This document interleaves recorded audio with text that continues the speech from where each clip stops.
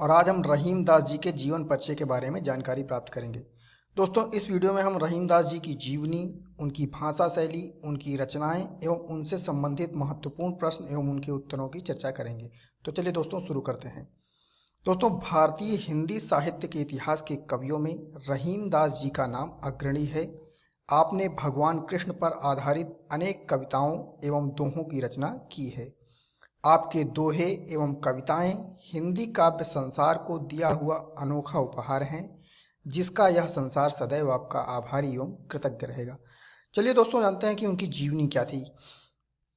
दोस्तों, रहीम दास जी का पूरा नाम अब्दुल रहीम खान खाना था।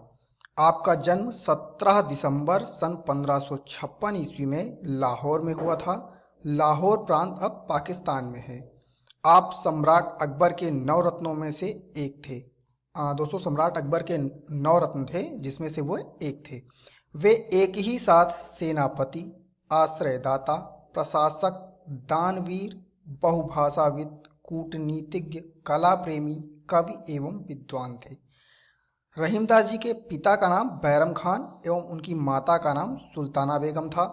बैरम खान सम्राट हुमायूं के सलाहकार एवं बादशाह अकबर के संरक्षक थे। जब सम्राट हुमायूं की मृत्यु हो गई थी तो अकबर का जो संरक्षण किया था वो बैरम खान ने ही किया था।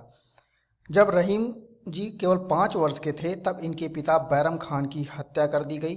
बैरम खान की हत्या के पश्चात सम्राट अकबर ने ही रहीमदास और उनकी माता का संरक्षण किया और उनकी शिक्षा का उचित प्रबंध भी किया। शाही खानदान की परंपरा अनुरूप रहीम जी को मिर्जा खां का खिताब दिया गया था। दोस्तों, ये प्रश्न बहुत ही महत्वपूर्ण है कि मिर्जा खां का खिताब किसे दिया गया था। इसका उत्तर होगा रहीमदास जी को। रहीमदास ने बाबा जम्बूर की देखरेख में गहन अध्ययन किया। रहीमदास जी विलक्षण प्रतिभा के धनी थे और शीघ्र ही उन्होंने हिंदी, उर्दू, अरबी, संस्कृत, फारसी, तुर्की आदि कई भाषाओं का अच्छा ज्ञान अर्जित कर लिया था।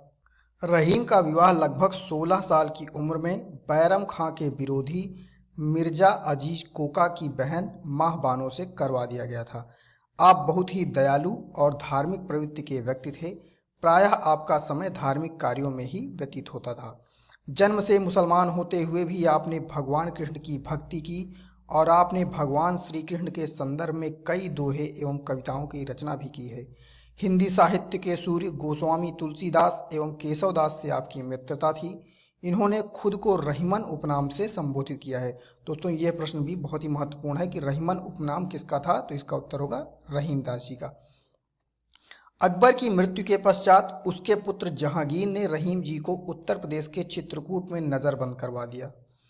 नजरबंद होने के कारण आपके जीवन का अंतिम समय अनेक विपत्तियों एवं कठिनाइयों से भरा रहा और अंततः सन 1627 ईस्वी में रहीमदास जी की मृत्यु हो गई।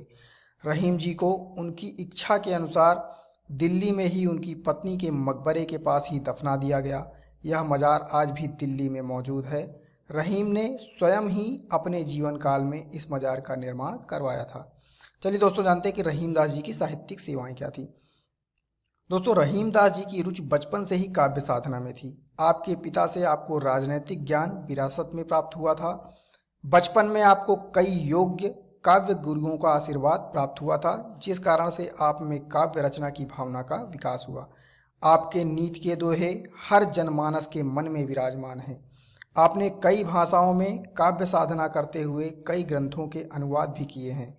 आपने तुर्की भाषा में लिखी बाबर की आत्मकथा बाबरनामा का फारसी में अनुवाद किया। रहीमदास जी की रचनाओं में नीति के मिश्रण के अतिरिक्त भक्ति एवं श्रृंगार का भी मिश्रण मिलता है। आपकी भक्ति एवं श्रृंगार की रचनाएं अद्भुत हैं। आइए दोस्तों, जानते हैं कि रहीमदास जी की रचनाएं कौन कौन सी हैं। दोस्तों, रहीम सतसई, श्रृंगार सतसई, पंचाध्यायी, मदनाष्टक, रहीम रत्नावली आपकी प्रमुख रचनाएं हैं। आपके नीति के दोहों का संकलन ग्रंथ रहीम सतसई है, जिसमें 300 से ज्यादा दोहों को संकलित किया गया है। मदनाष्टक में आपने श्री कृष्ण एवं गोपियों के बीच की प्रेम लीलाओं का सरस चित्रण किया है। चलिए दोस्तों, जानते हैं कि उनकी भाषा शैली क्या थी। रहीमदास जी की भाषा अत्यंत सरल है। आपके काव्य में भक्ति, नीति, प्रेम और श्रृंगार का सुंदर समावेश मिलता है। आपने सोरठा एवं छंदों का प्रयोग करते हुए अपनी काव्य रचनाओं को किया है। आपने ब्रज भाषा में अपनी काव्य रचनाएं की हैं, अर्थात उनकी भाषा क्या थी? ब्रज भाषा। आपके ब्रज का रूप अत्यंत व्यवहारिक, स्पष्ट एवं सरल है। आपने तद्भव शब्दों का अधिक प्रयोग किया है।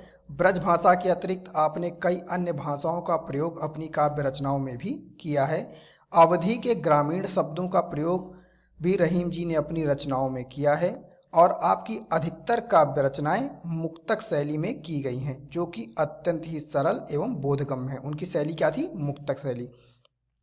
दोस्तों, हम आशा करते हैं कि यह वीडियो आपको पसंद आया होगा और हम आईएएस एसएससी बैंक से रिलेटेड बहुत सारे क्वेश्चंस और आंसर्स अपने यूट्यूब चैनल पर अपलोड कर रहे हैं, तो आप हमारे यूट्यूब चैनल को सब्सक्राइब कीजिए ताकि वो जानकारी आपको जल्द से जल्द प्राप्त हो सके।